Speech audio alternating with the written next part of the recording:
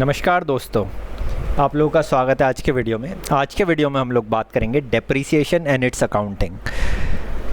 तो देखते हैं सबसे पहले डेप्रीसिएशन क्या होता है। तो meaning of depreciation, basically depreciation क्या है, जब आप कोई भी मशीनरी इंस्टॉल करते हैं तो वो उस मशीनरी में वेयर एंड टेयर होता है, वो ख़राब होती है और कुछ समय के बाद वो पूरी तरह से यूज़लेस हो जाती है या इस कंडीशन में आ जाता है कि हम उसको फर्दर रीयूज़ ना कर सकें, और उस समय जो उसकी वैल्यू होती है उसको हम क्या कहते हैं, स्क्रैप वैल्यू।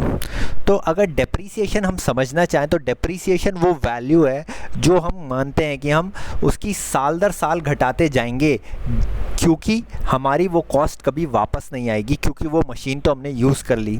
फॉर एग्ज़ाम्पल, हमने अगर कोई गाड़ी ख़रीदी और वो गाड़ी हमने 10 लाख की ख़रीदी और जो उसकी वैल्यू है से आफ्टर 10 ईयर्स वो है 2 लाख की, तो ये जो 8 लाख रुपए हैं ये साल दर साल हमारे कम हो रहे हैं, हालांकि हमें पता नहीं चल रहा है, क्योंकि हमारा जो कैश फ्लो हुआ वो एक टाइम पे हो गया 10 लाख का, और अब जो कैश फ्लो होगा वो 2 लाख का 10 साल के बाद होगा। तो हर साल हमारे कुछ ना कुछ पैसे तो घटते जा रहे हैं। तो ये पैसे जो घट रहे हैं इनकी हमें अकाउंटिंग करनी पड़ेगी। अगर हम बिज़नेस चला रहे हैं तो हमें इन पैसों का हिसाब रखना पड़ेगा। तो इसलिए हर साल हम जो हमारी एसेट में कॉस्ट घट रही है, जो भी हमारा घट रहा है, उसको हम रिकवर नहीं कर सकते, और उसी को अकाउंट करने के लिए हम लोग डेप्रीसिएशन का यूज़ करते हैं। तो अगर हम इसकी डेफिनेशन पढ़ना चाहते हैं तो डेफिनेशन है, ये वो पार्ट है कॉस्ट का, that part of the cost of fixed asset which the owner is not recoverable, जो कि ओनर को रिकवर नहीं होगी, मतलब वो वापस नहीं आएगी। ये 8 लाख कभी भी हमारे वापस नहीं आएंगे। When the asset is finally put out of use by him, जब वो एसेट बेचेगा या एसेट मतलब यूज़ का नहीं रहेगा, एसेट को हटा देगा। तो ये हमारी सिंपल डेफिनेशन हुई कि डेप्रीसिएशन क्या है, वो कॉस्ट है जो कि हम रिकवर नहीं कर पाएंगे अपने फिक्स्ड एसेट पे एक बार जैसे ही एसेट का काम ख़त्म हो जाएगा। अब ये डिक्रीज़ होता क्यों है, ये जनरली क्यों होता है, वेयर एंड टेयर, यानी कि कोई भी चीज़ आप यूज़ करेंगे तो वो ख़राब होगी, या बहुत सारे और भी कारण हो सकते हैं। और जो डिक्रीज़ होता है वो ग्रेजुअल होता है और कंटिन्यूस होता है, यानी कि ऐसा नहीं है कि गाड़ी एक ही बार में 10 से 2 की रह गई, 10 साल लगे, तो ग्रेजुअल है। अगर हम इसको 2 साल बाद बेचने निकलते तो हो सकता है ये 7 लाख की बिक जाती, हो सकता है 4 साल बाद बेचने चलते तो ये 5 की बिक जाती, हो सकता है हम 6 साल बाद बेचने चलते तो ये 4 की बिक जाती और 8 साल बाद 3 की। तो ऐसा नहीं है कि एक साथ उसकी वैल्यू घट गई। तो इसको प्रोसेस को हम क्या कहते हैं, ग्रेजुअल, धीरे धीरे घटी और कंटिन्यूसली घटती गई। और डेप्रीसिएशन को हम ऑपरेटिंग कॉस्ट का पार्ट मानते हैं, यानी कि हमारी जो ऑपरेटिंग कॉस्ट आती है उसमें ही हम डेप्रीसिएशन को इंक्लूड करते हैं। अब इसके कॉजेज़ क्या हो सकते हैं, हमने एक देखा वेयर एंड टेयर है। वेयर एंड टेयर क्योंकि हम उसको यूज़ कर रहे हैं, चलाने में ख़राब हो गई गाड़ी, वेयर एंड टेयर हो गया।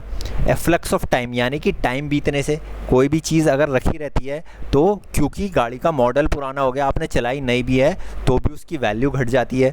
आप कहते हैं यार ये तो 5 साल पुराना मॉडल है, इसकी वैल्यू तो ऑलरेडी घट चुकी है, चाहे आप उसको यूज़ ना करें, किलोमीटर्स नहीं भी चली हो तो भी घट जाएगी। ऑब्सोलेसेंस, यानी कि पुरानी टेक्नोलॉजी हो गई, जैसे कि हमने देखा गाड़ी में अब BS4 इंजन की जगह BS6 इंजन आ गया, तो जो पुरानी टेक्नोलॉजी थी उसकी गाड़ियाँ सस्ती बिकेंगी या बिकेंगी ही नहीं। एक्सीडेंट्स की वजह से, यानी कि कुछ भी हादसा हो गया, गाड़ी टूट गई। फॉल इन मार्केट प्राइस, यानी कि हमने देखा कि पहले तो ये गाड़ी 10 लाख की आई थी जब नया मॉडल आया था, लेकिन गाड़ी पुरानी हो गई, अब नया मॉडल ही 8 लाख का आ रहा है, तो आपका तो अपने आप ही प्राइस गिर जाएगा, चाहे आप उसको चलाएं या ना चलाएं। तो ये बहुत सारे रीज़न्स हैं जो कि हम देख सकते हैं क्यों हम डेप्रीसिएशन की अकाउंटिंग करते हैं, क्योंकि हमें पता है कि हमारे एसेट्स का वैल्यू या प्राइस घटते जाता है।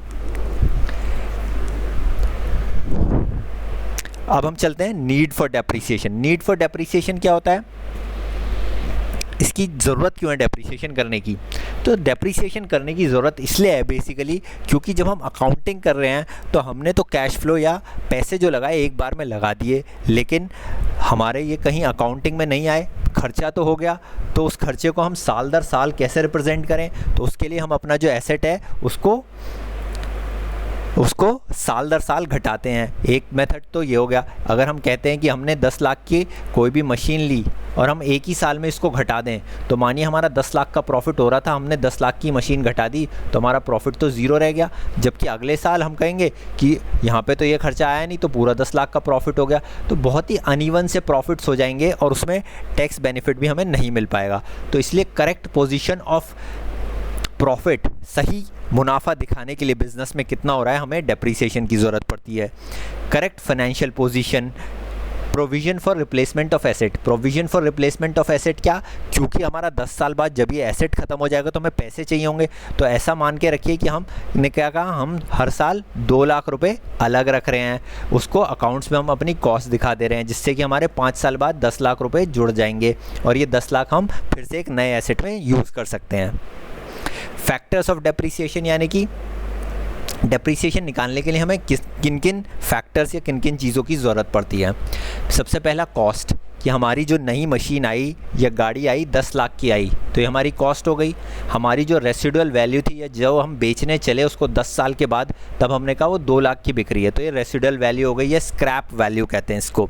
एस्टिमेटेड नंबर ऑफ ईयर्स, हमने कहा ये 10 साल चली, तो कितने साल चली, तो हमें ये 3 वैल्यू चाहिए होती हैं।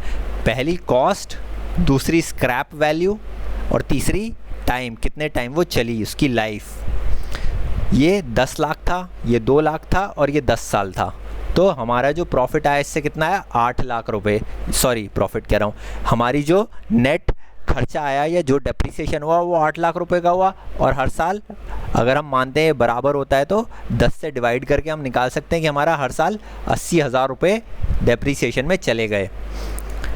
ठीक है, तो इस तरह से 3 फैक्टर चाहिए होते हैं हमें किसी भी चीज़ का डेप्रिसिएशन निकालने के लिए। अब हम चलते हैं मेथड ऑफ डेप्रिसिएशन, यानी कि डेप्रिसिएशन निकालने के अलग अलग मेथड्स होते हैं। तो आज हम इस वीडियो में देखेंगे अपने पहले 2 मेथड्स। पहला मेथड को हम कहते हैं fixed percentage, fixed percentage on original cost, कि हमने फिक्स्ड परसेंटेज घटाई कि हमारी अगर 1,000 रुपये की चीज़ आई या 10,000 रुपये की चीज़ आई तो हमने फिक्स्ड परसेंटेज यानी कि हर साल 10% घटा दिए, तो हर साल 1,000 रुपये घटाते गए, 1,000 और 10 साल बाद ये एसेट हमारा कितने का हो जाएगा, 0 का हो जाएगा। Fix percentage on diminishing balance और रिड्यूसिंग इंस्टॉलमेंट मेथड और रिटन डाउन वैल्यू मेथड, इसको हम डिटेल में समझेंगे। लेकिन एक अगर आपको जिस्ट में दूँ तो बेसिकली इसमें हम ये कहना चाह रहे हैं कि अगर 10,000 रुपये का एसेट हमने ख़रीदा और हमने पहले साल अगर उसमें 1,000 रुपये माइनस कर दिए तो हमारा एसेट कितना बचा, 9,000 रुपये का। तो अगली साल अब हम 9,000 पे 10% लगाएंगे, यानी कि अगली साल डेप्रिसिएशन केवल 900 रुपये का ही करेंगे। ठीक है, ये हम आगे समझेंगे। तीसरा मेथड होता है सम ऑफ ईयर डिजिट्स मेथड। यहाँ पे हम क्या करते हैं कि जितने साल हैं, सपोज़ करिए 4 साल हैं, तो पहले साल हम ज़्यादा डेप्रिसिएशन करेंगे, तो इसको सम करते हैं हम। कितने साल है, 4 साल, 1 2 3 4, यानी कि सम कितना आया 10। तो पहले साल हम क्या करेंगे 4/10 इंटू जो भी हमारी वैल्यू है। तो अब हम समझते हैं कि करके ये किस तरह से इन मेथड्स को यूज़ करते हैं और किस तरह से इसमें सम आएगा तो हम इसको सॉल्व करेंगे। सबसे पहला स्ट्रेट लाइन मेथड, इसमें हमने बात करी डेप्रिसिएशन क्या होगा, cost price of asset minus scrap value. तो कॉस्ट प्राइस ऑफ एसेट क्या है, जितने में मैंने एसेट ख़रीदा माइनस जितने में जब एसेट बेकार हो जाएगा, यूज़लेस हो जाएगा, तब हम उसको कितने में बेच पाएंगे, और साथ ही साथ कितनी लाइफ है, और हर साल हम इक्वल अमाउंट डिडक्ट करेंगे। तो अगर हम इसको एक एग्जांपल से समझना चाहें तो हमने एक मशीनरी ख़रीदी है, ABC limited has a printing machine 40,000 रुपये की, सैल्वेज वैल्यू या स्क्रैप वैल्यू 5,000 रुपये की, यूज़फुल लाइफ 7 साल की। तो इसमें हमारे तीनों चीज़ क्या हो गई, इनिशियल कॉस्ट क्या हो गई हमारी 40,000, स्क्रैप वैल्यू क्या हो गई हमारी 5,000, और लाइफ कितनी हो गई हमारी 7 ईयर्स। तो इसको हम कैसे कैलकुलेट करेंगे, टोटल डेप्रिसिएशन क्या हो गया हमारा, जो हमारी कॉस्ट थी माइनस जो हमारी स्क्रैप वैल्यू थी, यानी कि टोटल डेप्रिसिएशन 35,000 का हो गया। अगर हम इसको इसकी लाइफ से डिवाइड कर देंगे, ईयरली डेप्रिसिएशन अगर हम निकालेंगे, हर साल कितने घटे 35,000 35,000 डिवाइडेड बाय 7 ईयर्स इसकी लाइफ थी। तो बेसिकली हर साल 5,000 रुपये का डेप्रीसिएशन हमको लगाना पड़ेगा, तब जाके हमारी ये मशीन की कॉस्ट क्या है निकल पाएगी, मतलब सॉरी डेप्रीसिएशन निकल पाएगा। तो इसमें सिंपल फॉर्मूला है, कॉस्ट में से हमने स्क्रैप वैल्यू माइनस कर दी और उसको जो इसकी लाइफ है उससे डिवाइड कर दिया। इसको हम कहते हैं सिंपल लाइन मेथड। दूसरा हमारा आता है रिटन डाउन वैल्यू मेथड, इसको हम शॉर्ट फॉर्म में WDV मेथड कहते हैं। तो रिटन डाउन वैल्यू मेथड को हम कहते हैं WDV मेथड। इस मेथड में क्या होता है कि हमने फिक्स्ड परसेंटेज तो लगाया लेकिन हमने रेसिडुअल बैलेंस पे लगाया, यानी कि एग्जाम्पल से समझते हैं। ABC लिमिटेड ने एक मशीन खरीदी 20,000 रुपये में और उसका जो एनुअल डेप्रीसिएशन उन्होंने बताया वो 20% बताया। तो 20,000 रुपीज़ की मेरी मशीन है इनिशियली, ठीक है, ये ईयर 1 है और इस पे मैंने कितना 20% डेप्रीसिएशन लगाया, यानी कि 20% ऑफ 20,000।